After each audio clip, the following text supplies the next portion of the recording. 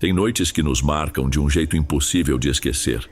São aquelas em que o instinto grita, os sentidos ficam à flor da pele e algo no ar nos diz que estamos prestes a cruzar um limite invisível.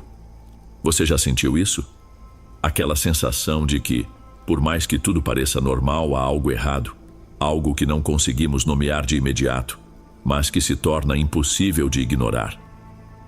Aproveitando que está por aqui, permita-me fazer companhia enquanto você se dedica às suas tarefas diárias, seja arrumando a casa, preparando uma refeição ou simplesmente desfrutando de um momento de descanso, se desligando um pouco de qualquer problema. Se puder, coloque seus fones de ouvido preferidos, prepare uma bebida quente ou aquela que você mais gosta e vamos para o episódio de hoje.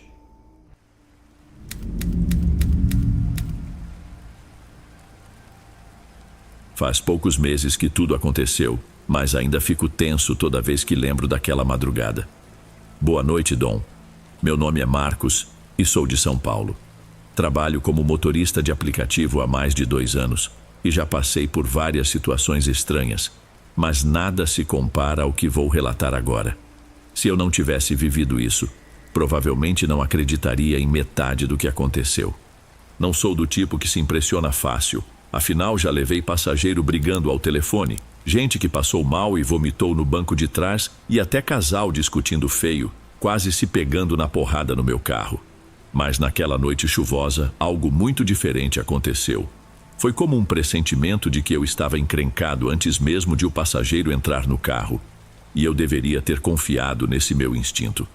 Era por volta das 2 da manhã e a chuva caía com tanta força que eu mal conseguia enxergar a faixa da pista. Meu último passageiro havia acabado de sair e pensei seriamente em encerrar o aplicativo e ir para casa, mas decidi tentar mais uma corrida. Foi então que recebi a solicitação vinda de um hospital perto do centro. Geralmente, corridas de hospital em plena madrugada me deixam apreensivo, mas aceitei sem pensar muito. Eu estava cansado, mas precisava daquele dinheiro extra. Quem trabalha como Uber ou com outros aplicativos vai me entender. Quando cheguei à entrada, o lugar estava praticamente deserto, só com um vigia na portaria que me olhava desconfiado. Ainda assim, esperei alguns minutos até ver um homem sair apressado, vestindo uma camisa meio rasgada, pingando água da chuva e parecendo bastante agitado.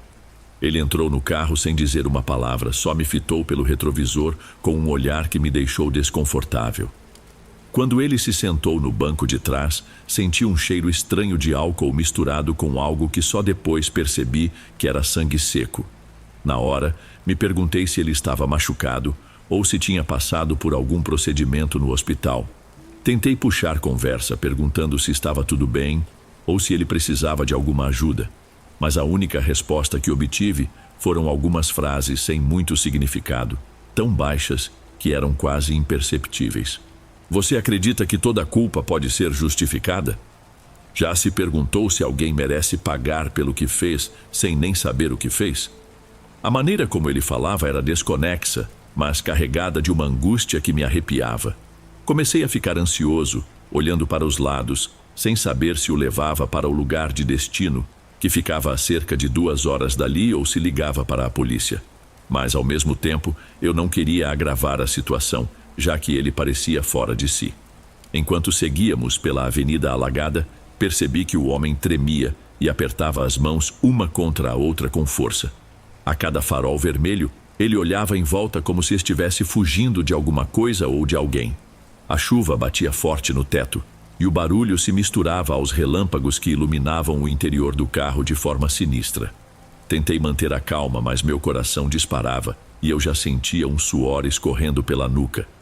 Em certo momento, ele inclinou o corpo para a frente e perguntou, com a voz rouca: "Você acha que é possível espiar os erros de outra pessoa?" Fiquei tão confuso que demorei alguns segundos para responder. Só consegui dizer que não entendia o que ele queria dizer. Ele então deu um sorriso torto, quase desesperado, e murmurou que não havia mais tempo. Foi nesse momento que minha percepção da realidade começou a se distorcer completamente. Eu segui dirigindo com as mãos trêmulas no volante, tentando manter a concentração em meio à chuva pesada. O homem continuava inquieto, mexendo-se no banco de trás e soltando suspiros longos, quase desesperados. Tentei não pensar no cheiro forte de álcool e sangue, mas aquilo impregnou meu nariz e me causava náusea. Vez ou outra, ele continuava com as frases desconexas, como se estivesse conversando com alguém que não estava ali. Meu coração palpitava a cada farol, cada esquina deserta, e eu só conseguia rezar para que nada mais estranho acontecesse. De repente, ele perguntou se eu acreditava em destino, se achava que algumas pessoas nascem marcadas para o mal. Minha voz quase falhou ao responder que não tinha certeza, mas que ninguém nasce completamente condenado. Ele soltou um riso abafado e comentou que existiam pecados que nem mesmo o tempo poderia apagar. Eu tentava pensar em uma forma de encerrar aquela corrida sem chamar a atenção dele, mas não conseguia planejar nada coerente. A certa altura, ele pediu que eu parasse em uma esquina escura, próxima a um prédio abandonado. Senti um calafrio percorrer meu corpo inteiro, mas obedeci, engolindo em seco, enquanto estacionava sob uma fraca luz de poste. Ele me olhou pelo retrovisor e sussurrou que precisava pegar algo ali, mas não deixou claro o que seria. Fiquei paralisado por alguns segundos, pois naquele momento me dei conta de que a situação estava completamente fora do normal. Foi então que ele abriu a porta devagar, olhando para os lados como um animal acuado, e saiu sob a chuva torrencial. Quando ele fechou a porta, não esperei nem 5 segundos e acelerei o carro. Eu precisava sim de dinheiro, mas eu seria muito burro a ponto de fazer qualquer coisa por isso. Minha vida vale mais do que alguns trocados. Parti dali sem olhar no retrovisor. Não podia pensar naquele homem parado sob a chuva. Minhas mãos ainda tremiam e uma porção de perguntas rodava na minha cabeça. O que ele estava fazendo naquele prédio abandonado? Por que falava sobre culpa e todas aquelas coisas? E, acima de tudo, por que diabos eu não tinha chamado a polícia? Quando cheguei em casa, só conseguia sentir o peso de tudo. Tentei dormir, mas foi inútil. Acordei algumas vezes após alguns pesadelos. O cheiro de sangue ainda era forte na minha mente, e a voz dele se repetindo na minha cabeça, cheia de frases desconexas que agora pareciam fazer sentido, e ao mesmo tempo, nenhum. No dia seguinte, tentei seguir a vida, como se nada tivesse acontecido, mas qualquer buzina, qualquer barulho mais alto me fazia lembrar. Pensei em ligar para alguém, contar tudo, mas... e se achassem que eu estava louco? Ou pior, e se isso me envolvesse em algo muito maior do que eu podia lidar?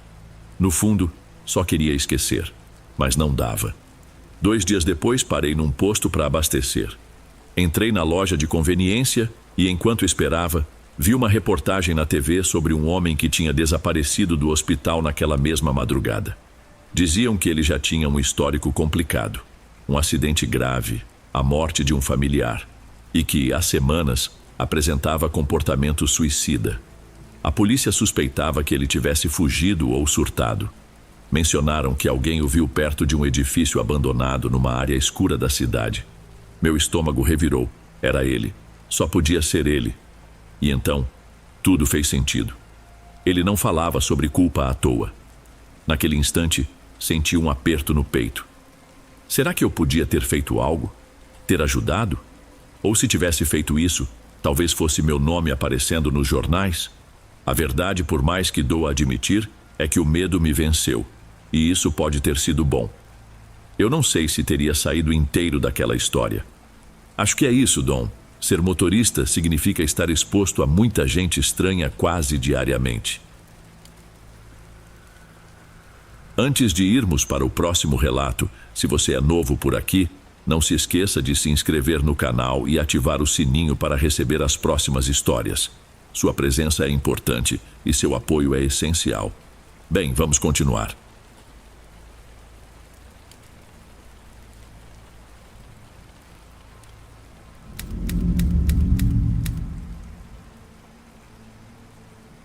Faz mais ou menos uns 6 meses que comprei uma casa pequenininha no interior do Rio Grande do Sul, numa cidade pequena com pouco mais de 20 mil habitantes. Na época, eu queria um lugar sossegado e mais próximo da natureza, longe da correria de Porto Alegre, onde vivia antes. Não sou de me impressionar com superstições, nem de ficar imaginando coisas sobrenaturais. Pensei 1000 vezes antes de escrever isso, temendo passar por louca ou exagerada. Ainda assim, preciso tirar esse peso do peito. Espero que quem escute possa entender o que aconteceu e me dizer se já passou por algo parecido. Meu nome é Mariana, tenho 32 anos e sou professora de artes. Na época em que comprei a casa, tinha acabado de me separar e queria recomeçar a vida em um lugar tranquilo, onde pudesse respirar ar puro e pintar sem tantas distrações. Nunca fui muito ligada em fofocas de cidade pequena, mas logo que me mudei, percebi que os vizinhos eram bem curiosos sobre quem eu era e por que eu havia me mudado para cá. Um senhor em especial, o seu Antônio, que mora ali perto, apareceu nos primeiros dias para se apresentar. Ele parecia amigável, mas tinha um ar sério demais, como se sempre estivesse prestes a contar algum segredo importante. No começo da conversa, seu Antônio foi bem educado. Perguntou de onde eu vinha, se a mudança tinha sido tranquila, aquela coisa de sempre. Mas quando eu disse que pretendia passar bastante tempo sozinha, ele me olhou de um jeito meio estranho. Então jogou uma frase enigmática que me deixou perturbada. Na hora, achei que talvez ele estivesse me alertando sobre algum barulho comum da região, tipo animais silvestres ou rajadas de vento forte na mata. Mas o tom dele foi diferente, quase um aviso sério, sombrio. "Não confie em tudo que você ouve à noite por aqui, moça", disse ele. Depois disso, ele se despediu e me deixou sozinha sem dar muitas explicações.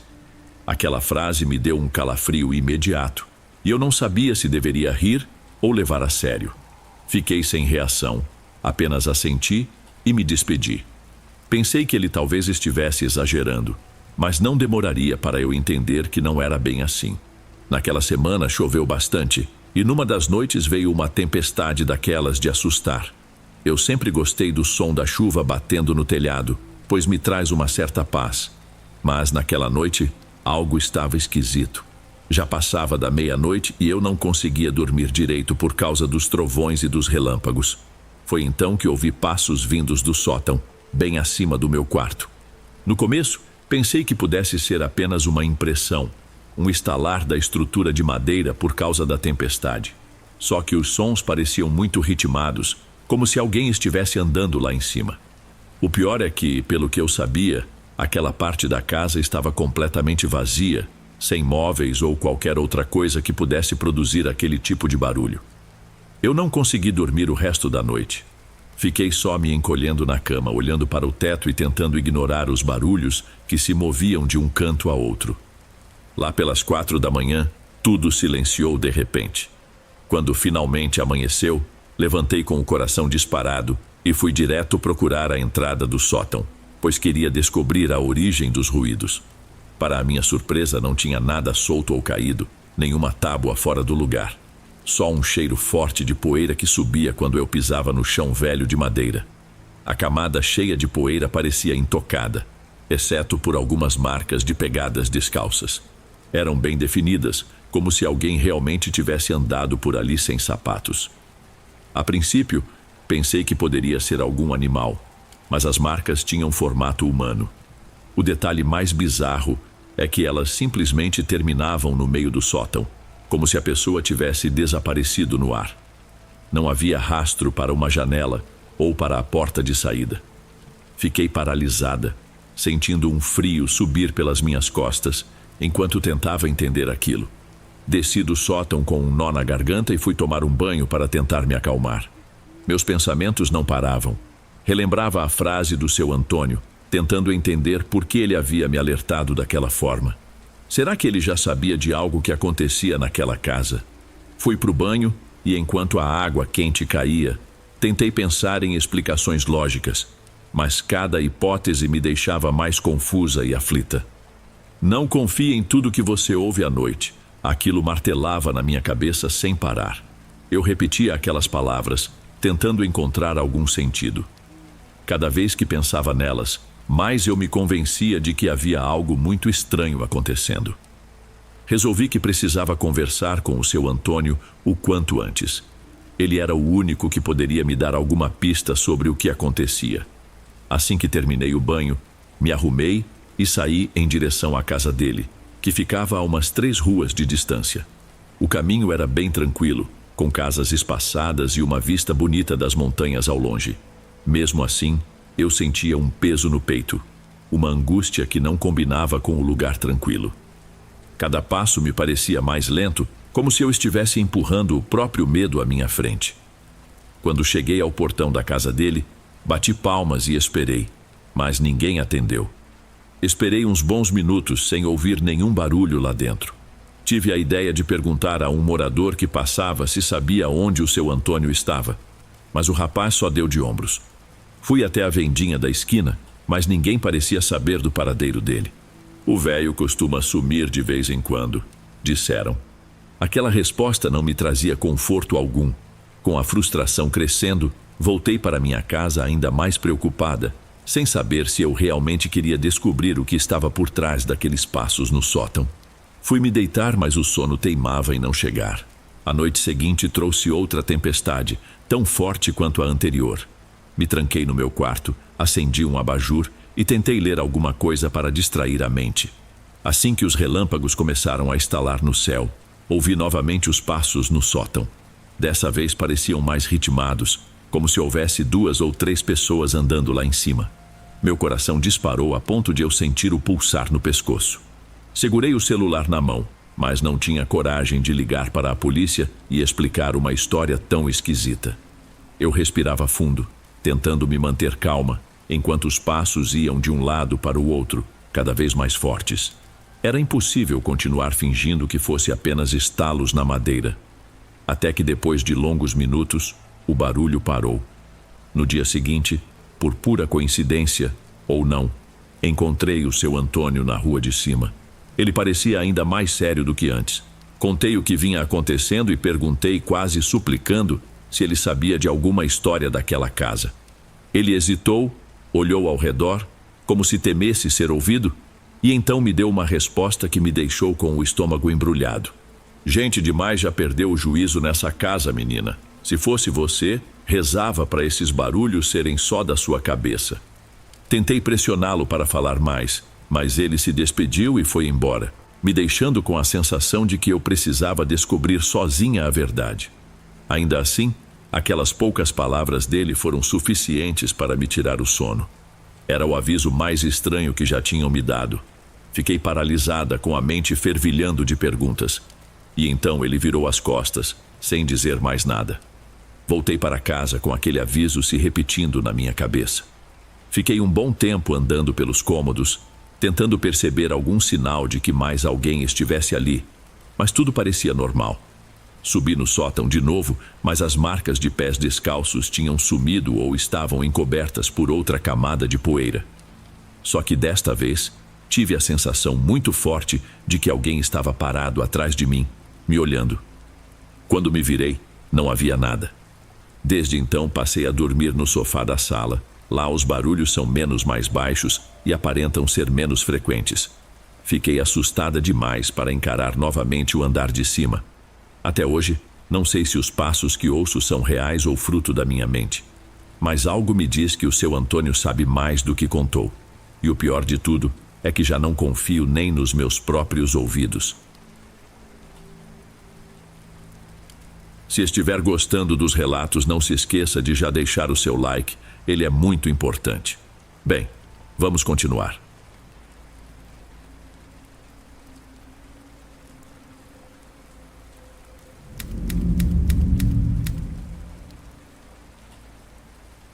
Boa noite, Dom. Meu nome é Marcelo e queria compartilhar uma história que me aconteceu há cerca de 6 meses, numa viagem que fiz para o interior de São Paulo. Lembro de cada detalhe porque, até hoje, não consigo dirigir à noite sem olhar pelo retrovisor a cada minuto.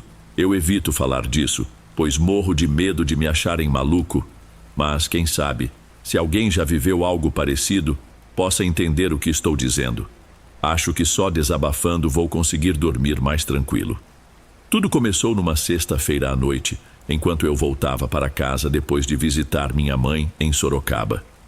Ela tinha feito uma cirurgia recente e decidi passar alguns dias ao lado dela.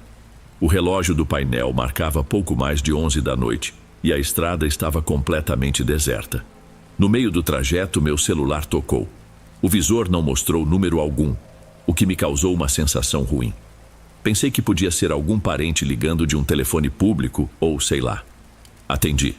A voz do outro lado era calma, quase fria, e a primeira coisa que disse foi: "Você tem certeza de que seu carro está em boas condições?" Aquilo foi estranho. Parecia uma pergunta genuína, mas quem ligaria àquela hora perguntando algo do tipo? Tentei responder algo como: "Quem fala?" Mas a pessoa repetiu que era melhor eu parar o carro e conferir se estava tudo certo. Confesso que deu um aperto no peito. Não sei se foi intuição ou se a voz soava familiar de alguma maneira, mas tive um pressentimento muito ruim. Resolvi encostar no acostamento, peguei a lanterna do celular e fiz uma checagem rápida nos pneus, no óleo, no motor. Estava tudo normal. A estrada era iluminada só pelos faróis dos poucos carros que passavam, e um vento frio me fez arrepiar da cabeça aos pés.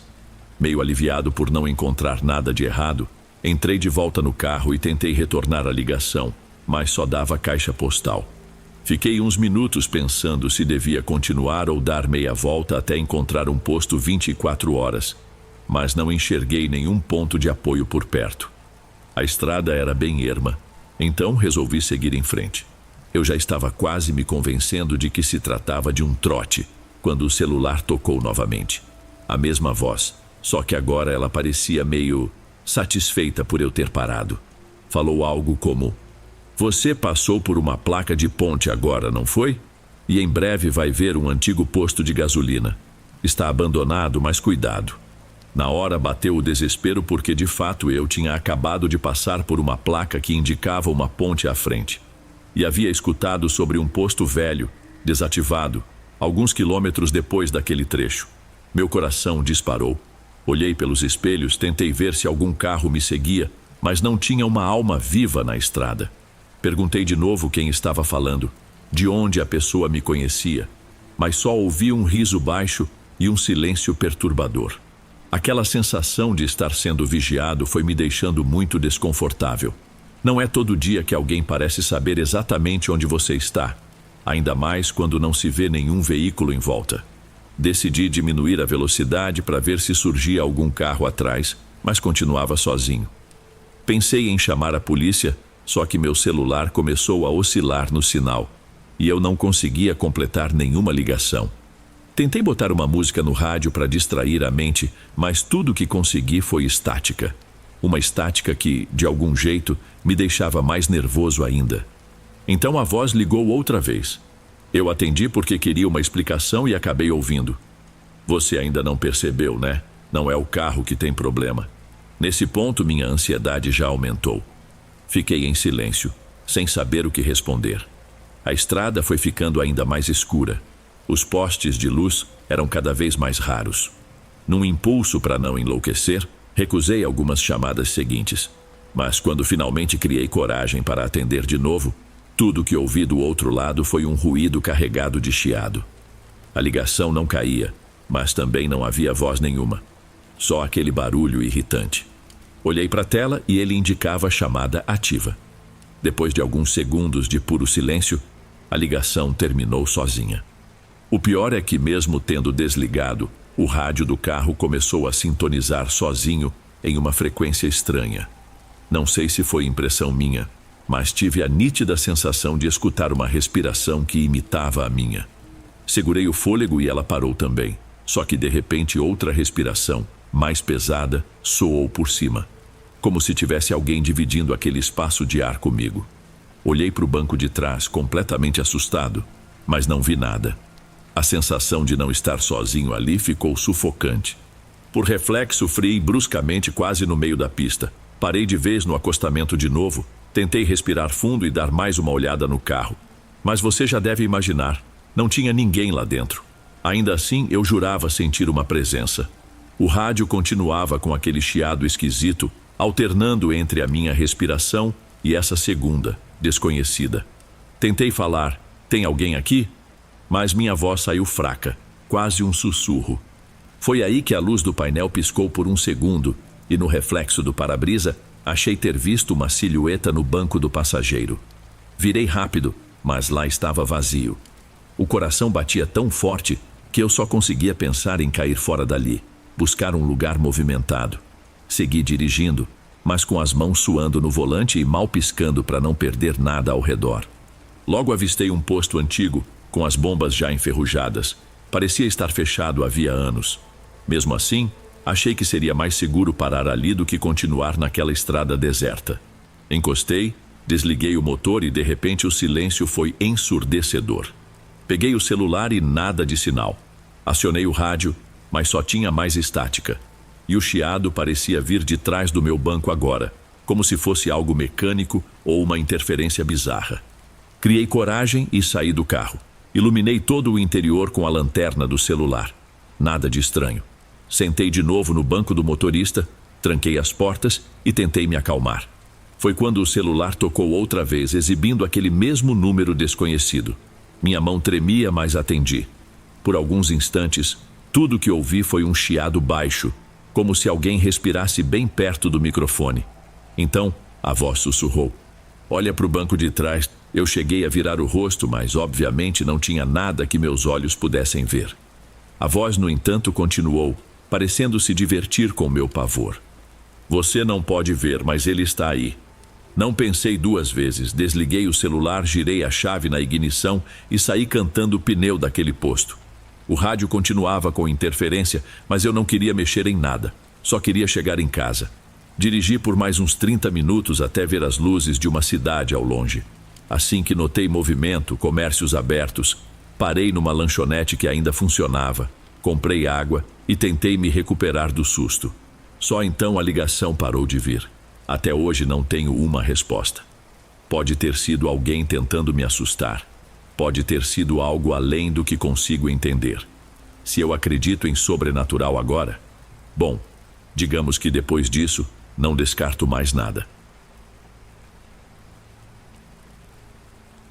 Antes de irmos para o último relato, se ainda estiver por aqui, comente o horário que está assistindo. Gosto de saber quem assiste os relatos até o final. Bem, vamos continuar.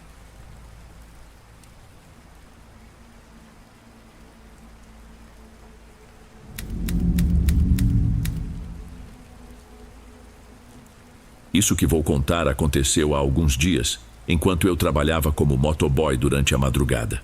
A situação foi tão esquisita que, por mais que eu tente achar uma explicação lógica, sempre sobra uma ponta de dúvida. Meu nome é André e trabalho como motoboy há cerca de 3 anos. Geralmente, faço entregas durante a noite porque acaba rendendo mais, pois é quando muitos restaurantes 24 horas ficam sem tanta concorrência. Naquela semana eu estava rodando bastante porque precisava juntar uma grana extra para pagar a revisão da minha moto. Numa quinta-feira já passava da meia-noite quando o aplicativo tocou. Era um pedido de um restaurante que costuma ter movimento de madrugada, então não estranhei nada a princípio. O pagamento estava confirmado online, o que facilitava tudo, menos um problema para me preocupar no momento. Peguei o pedido e conferi o endereço. Um bairro meio distante da região central, com ruas mais escuras e pouco movimento àquela hora. Já tinha passado por lá outras vezes, mas sempre durante o dia, nunca de madrugada.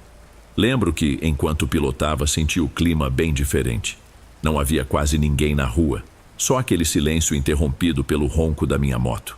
À medida que chegava perto, notei que as casas estavam praticamente todas com as luzes apagadas, como se aquele pedaço do bairro estivesse dormindo pesado. Mesmo assim, segui firme, pois queria concluir o serviço rápido e partir para outro pedido. Quando finalmente encontrei o número indicado, reparei que a casa parecia vazia, janelas fechadas, nenhum carro na garagem e nenhuma luz acesa ali dentro. Cheguei a pensar que tinha digitado o endereço errado no GPS, mas conferi novamente e era exatamente aquele lugar. Toquei a campainha meio inseguro, mas para minha surpresa, alguém atendeu rápido. Não foi aquela demora típica de quem está dormindo, foi praticamente imediato. Pela fresta que o homem deixou na porta, vi apenas um rosto calmo, sem muita expressão. Ele pediu que eu deixasse a comida no chão, sem sequer abrir o portão. Achei tudo muito esquisito, mas segui o procedimento. Fiz como ele pediu e coloquei o pacote no chão, encostado na parede perto da porta. Só que antes de me afastar, Perguntei se ele podia avaliar a entrega com 5 estrelas, aquele pedido básico que a gente costuma fazer para aumentar a reputação no aplicativo. O homem ficou parado por um segundo, me encarando com uma expressão meio vazia, e então abriu a porta um pouco mais. Foi nessa hora que consegui dar uma espiada lá dentro. Tudo estava muito escuro, mas a pouca iluminação que vinha de um ponto dentro da casa mostrava um corredor completamente vazio, sem nenhum móvel ou decoração nas paredes. Não vi nada que indicasse que alguém morava ali, nem mesmo uma cadeira. Foi o tipo de visão que faz a gente ter certeza de que algo não está certo, mas eu não sabia o que dizer ou fazer. Então fiquei ali, esperando algum sinal de que ele me responderia. Nessa hora ele soltou o ar como se fosse falar alguma coisa, mas fechou a boca e virou o rosto. Parecia que estava se esforçando para dizer algo e simplesmente não conseguia. O silêncio deu lugar a um clima tenso. Me bateu uma sensação de que eu não deveria estar ali, de que seria mais seguro subir na moto e ir embora. Mas minha curiosidade me segurou por uns instantes, como se eu esperasse entender melhor o que estava acontecendo. Fiquei ali meio desconcertado por alguns segundos, mas acabei dando de ombros e subindo na moto. No caminho de volta, a rua me pareceu ainda mais silenciosa e escura. Cheguei a pensar que aquela estranheza fazia parte de algum tipo de pegadinha ou brincadeira de mau gosto. Tentei não dar muita importância. Afinal, como motoboy, passo por cada situação esquisita que nem me surpreendo tanto. Mas quando parei num semáforo, resolvi conferir o status do pedido no aplicativo para confirmar se estava tudo certo. E foi aí que tudo desandou de vez. O pedido simplesmente não estava lá. Sumiu do histórico como se nunca tivesse sido feito. Tentei atualizar a página, reiniciei o aplicativo, mas nada aparecia. Era como se tivesse acontecido algum bug ou um problema nos meus dados móveis, só que todo o resto dos meus pedidos daquela noite continuava normal. Fiquei com um aperto no peito que não sei explicar. Tentei justificar aquilo para mim mesmo, pensando que poderia ser algum erro de sistema, mas me preocupei porque não haveria registro do pagamento nem do tempo de entrega. E na prática significava que eu não ia receber por aquele trabalho. O mais bizarro é que todo o processo havia sido confirmado antes e, inclusive, eu tinha o endereço salvo no GPS. Apaguei do aplicativo, mas o local ainda estava lá no histórico do próprio celular. A cada quilômetro que rodava de volta, mais a minha cabeça tentava entender o que era aquela casa, o porquê de o homem ter atendido tão rápido, quem pagou a conta se o pedido nem existia no registro. Até hoje não consigo explicar. Quando lembro daquela porta se abrindo lentamente e daquele corredor escuro, meu braço até arrepia. E, para ser sincero, não sei se algum dia eu vou ter respostas. Ei pessoal, obrigado por ouvirem. Clique no sininho de notificações para ser alertado de todas as futuras narrações. Lanço vídeos novos todos os dias por aqui. Espero te ver nos próximos. Agora na tela vou deixar outros 2 bons vídeos que sei que irão gostar. Te vejo por lá.